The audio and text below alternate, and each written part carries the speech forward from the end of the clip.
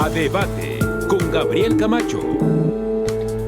Hola, ¿qué tal? Les saludo con gusto. Ya nos arrancamos en esta mesa de debate. Les saludo como siempre a nombre del equipo que hace posible este espacio y vamos poniendo los temas de coyuntura en este intercambio de ideas e intercambio de debates. Por supuesto, el día de hoy sobre la libertad de expresión vamos a echarle un vistazo a este tema que está, por cierto, bajo amenaza, sobre todo porque el periodismo y algunos periodistas a lo largo y ancho del país han sido víctimas de lo que se ha llamado como una censura judicial, que no tiene otra cosa más que la intención de silenciar críticos, silenciar la crítica. La gran mayoría son políticos, gobernantes, gobernadores como la gobernadora de Campeche, Laida Sansores, e inclusive jueces que han impuesto unas medidas que se pueden considerar como de dictadura, como si estuviéramos de dictadura, este caso del censor allá en Campeche. El gobierno no censura a nadie, dice la presidenta Sheinbaum, lo repite cada momento, pero hay que estar revisando casos como este, le digo, de Campeche, de Jorge Luis González, Héctor de Mauleón, otro caso también que ha destapado la corrupción y pues los ciudadanos tampoco se salvan en redes sociales con la arquitecta Carla Estrella, que también fue sancionada a pedir disculpas durante 30 días y pues se generó todo lo que ahora conocemos como el dato protegido. La pregunta es, ¿dónde queda? ¿Dónde queda la libertad de expresión? Justamente con eso y así arrancamos a debate. A Debate. Saludo con gusto a Ingrid Pérez, ella es coordinadora del área legal de Propuesta Cívica, con el gusto de saludarte, Ingrid. Y bueno, en un momento queremos tener a Viviana Flores de Reporteros Sin Fronteras, pero en un momento que se integre la presentamos. Por lo pronto me arranco contigo, Ingrid. ¿Ves una pulsión censora sistematizada o digamos que son historias y son estos casos aislados? ¿Observarías ya algo más sistematizado esta censura judicial? Ingrid, con el gusto de saludarte, bienvenida. Hola, buenas tardes. Muchas gracias por el espacio, Gabriel. Y pues desde Propuesta Cívica hemos identificado que sí existe actualmente una instrumentalización justamente de recursos judiciales que han servido justamente para que figuras de interés público como servidores públicos utilicen justamente estos instrumentos para censurar previamente los trabajos periodísticos que justamente hablan de sus funciones como funcionarios públicos, y ello conlleva también una criminalización a la libertad de expresión. Entonces, ¿esto qué causa? Justamente causa que se inhibe la libertad de expresión, porque ante estos mecanismos que están utilizando, que es un acoso judicial, los periodistas tienden a querer evitar justamente el hecho de someterse a algún procedimiento judicial, porque el procedimiento judicial es algo que justamente es algo que desgasta, y que con ello justamente también pues los periodistas prefieren ya ni siquiera ejercer la libertad de expresión. Entonces, sí, claro. No siento que sean casos aislados. Sí. Muy bien. Ahora, esto parecería que es una tendencia a nivel internacional. El caso de Jimmy Kimmel, que por cierto hoy martes regresaría luego de una semana de haber sido sacado del aire su programa en la cadena ABC, cuya dueña es Disney. Y no sé si estamos en este momento de la historia, digo, por mencionar que parecería que la pulsión censora de los gobernantes no solamente se da en México, sino también hemos visto casos en Nicaragua, en Colombia, no se diga Cuba. Y bueno, ahora democracias tan, digamos, consolidadas o perfeccionadas como la de Estados Unidos, ahí también hay pulsiones de censura. El gobernante no tolera la crítica, pero de ningún tamaño. Y esto, pues realmente, ¿hacia dónde nos estamos o hacia dónde se está yendo este tipo de democracia, Ingrid? Sí, pues creo que actualmente sí, justamente ante todos los mecanismos de protección que actualmente existen en pro de la libertad de expresión, hay una tendencia en la que las figuras públicas tienden a instrumentalizar y buscar en qué otros mecanismos pueden utilizar para inhibir la libertad de expresión. Justamente este caso también de Estados Unidos es un tema que está tan controlado, pero que incluso hay aberturas en ámbitos del derecho que permiten también que se criminalice y que se ataque a la prensa.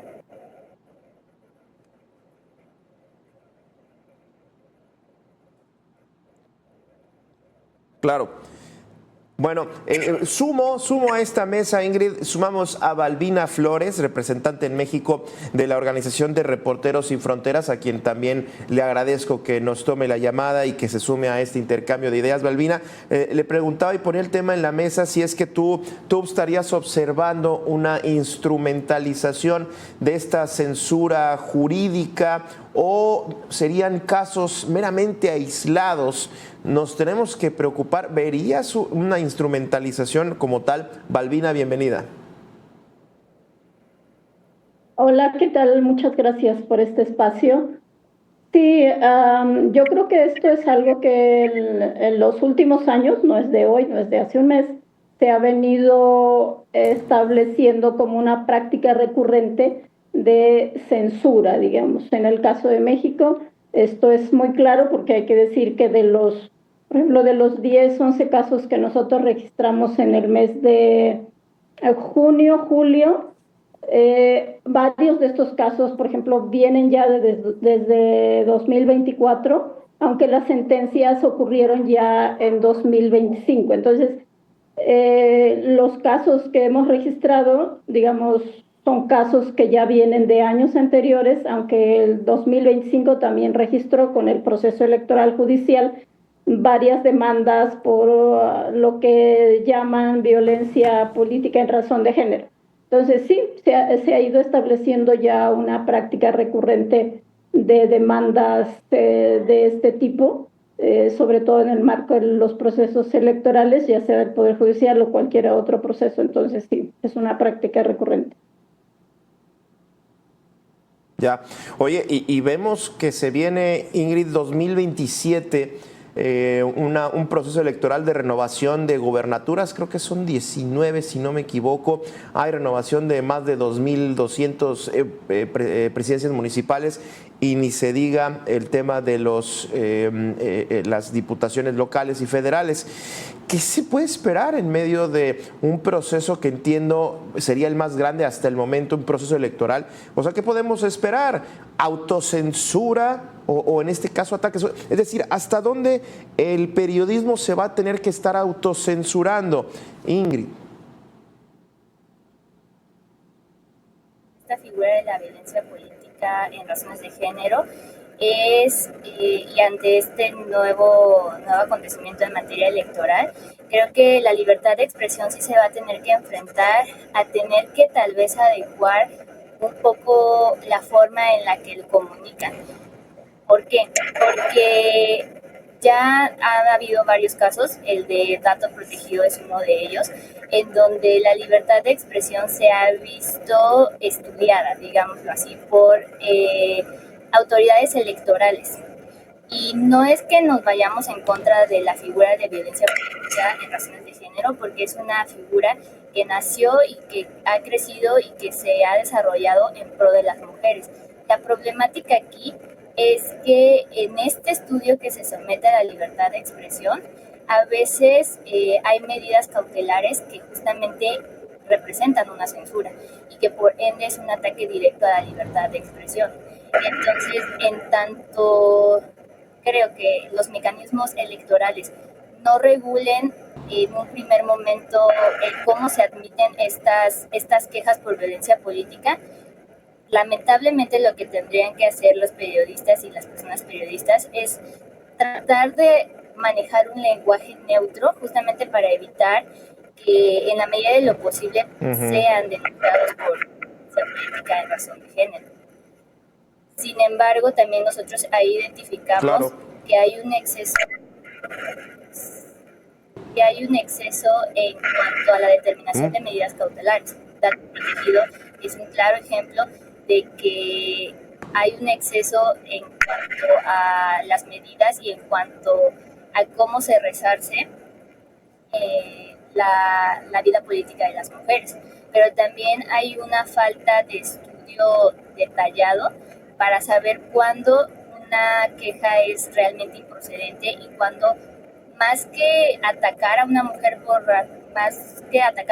por el hecho de ser mujer y por participar en la vida electoral, únicamente se está utilizando esta figura como medio de censura y como medio de ataque a periodistas que hablan de mujeres que sí tienen un cargo público, pero que no critican ni su papel en la sociedad, ni tampoco emiten estigmas de género. Claro que sí, porque la crítica tendrá que venir en un sentido hacia su puesto, hacia sus acciones y su toma de decisiones que tiene que ver dentro del cargo público, en este caso una gobernadora. Malvina, centrándome en este caso que comentaba hace un momento de las medidas cautelares del caso de José Luis González en Campeche, este sensor que le pusieron, bueno, que está operando ahí, que tiene que estarle cuidando qué es lo que dice.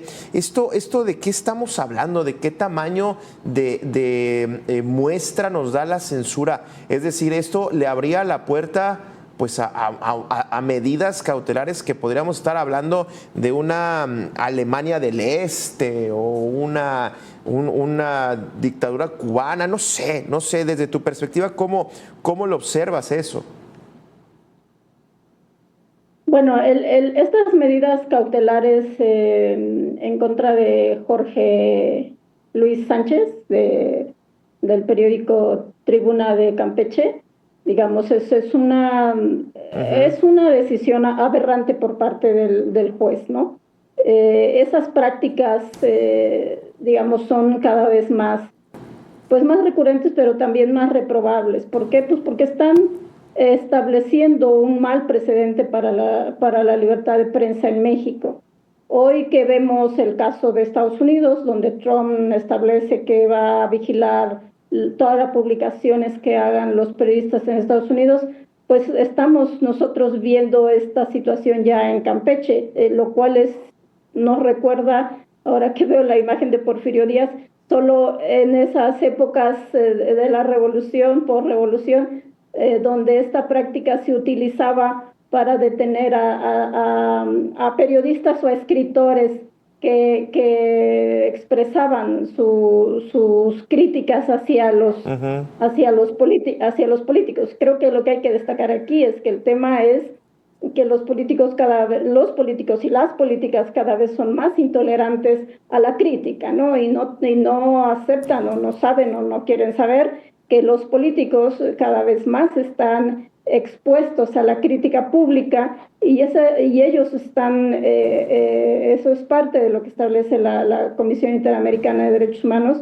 que las y los políticos pues están expuestos a esta situación y no tendrían por qué sentirse o por qué ser tan sensibles ante ello. Claro. Oigan, y aquí me cabría la pena comentar, Ingrid, justo lo que decía hace un momento, y bueno, ya me enfilo al cierre. ¿Qué pasa cuando los políticos ya inclusive se han convertido más intolerantes, pero además ya realmente no les importa si la medida que están tomando, como en el caso de Estados Unidos, que es sacar del aire a un conductor, o en este caso la gobernadora de Campeche, denunciar, presionar a esta periodista y ponerle un censor?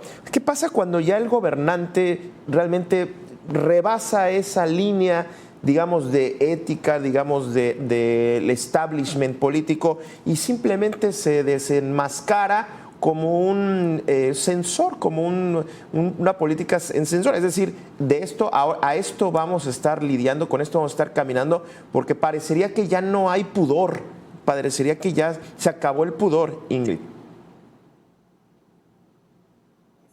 Sí, esto justamente quienes mayor vemos afectados es la ciudadanía, porque en realidad al someter a la libertad de expresión a censores, realmente el reflejo de la realidad no va a llegar y no vamos a poder como sociedad conocer a detalle las funciones que cada una de las figuras públicas y estos servidores públicos realizan en sus funciones. Con ello también se afecta a la democracia, porque no podemos tomar decisiones conscientes e informadas, y que con ello incluso las opiniones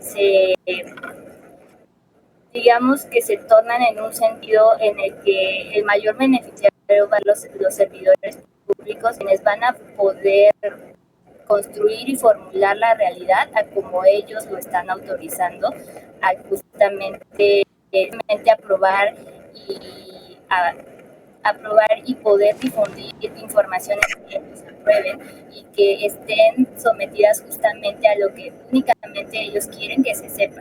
El hecho de que discursos estén así de mermados violentan el hecho de que como comunidad estemos informados y que con ello podemos tomar decisiones informadas, y también incluso al mencionar estos procesos electorales que están en puerta, también con ello poder tomar una de conciencia de que están a cargo de todas las funciones al servicio público.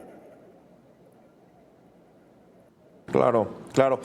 Bueno, ya para ir cerrando, Balbina, ¿qué ustedes como Reporteros Sin Fronteras, qué recomendaciones están haciendo o qué tipo de ruta crítica tienen frente a lo que se nos viene, sobre todo frente a esta instrumentalización del Poder Judicial, frente al próximo proceso electoral, por supuesto, que esto pues parecería que no se va a acabar? ¿Ustedes cómo lo están midiendo, cómo lo están inclusive atendiendo, Balbina? Bueno, en primer lugar, lo que estamos haciendo desde Reporteros Sin Fronteras es documentar estos casos en el momento en que están ocurriendo, es decir, estamos revisando todas las sentencias que hemos visto y que algunas son totalmente irracionales, pero también estamos llamando a las y los periodistas y a los medios de comunicación que tienen que capacitar a sus reporteros, que tienen que estar preparados para estas demandas, digamos, porque todas estamos expuestos a esta situación, sobre todo en los contextos electorales, que es cuando se incrementan las agresiones a periodistas, pero estas agresiones ahora son más de tipo legal, entonces creo que los medios tienen que tomar sus medidas y obviamente pues nosotros estaremos muy al pendiente de lo que ocurra y sobre todo pues llamando a los nuevos jueces que están a la corte, pues para que hagan una revisión o para que hagan una revisión a fondo de estas nuevas prácticas que están tomando los tribunales electorales, digamos. No tendríamos que llegar ahí, no tendrían los políticos y las políticas tener que hacer uso de esto, porque ellos como políticos están expuestos a la crítica pública. Bueno, ya para cerrar, Ingrid, la misma pregunta, ¿qué conclusión llegas? Tienes un minuto para cerrar, por favor, Ingrid, adelante. Pues sí, creo que la conclusión a la que llegamos desde Propuesta Cívica es que la situación actualmente de la libertad de expresión es difícil, no solamente se están enfrentando a una instrumentalización, sino también algunas leyes restrictivas como la ley de ciberasedio en Puebla, y también la actual ley de inteligencia, que esa es a nivel nacional, en donde contienen artículos que por default representan una censura previa. Entonces, sí, ahorita la situación es bastante crítica para la libertad de expresión. Claro. Está crítica la situación. Valdina, Ingrid, les agradezco que hayan estado con nosotros esta tarde aquí en A Debate, por supuesto, y este es un tema que nos compete pues a todos nosotros. Estamos muy interesados en seguir discutiendo sobre esto. Muchísimas gracias a ambas. Gracias a usted también que estuvo con nosotros esta tarde. No me queda y no me resta más que invitarle a que continúe, por supuesto, en la programación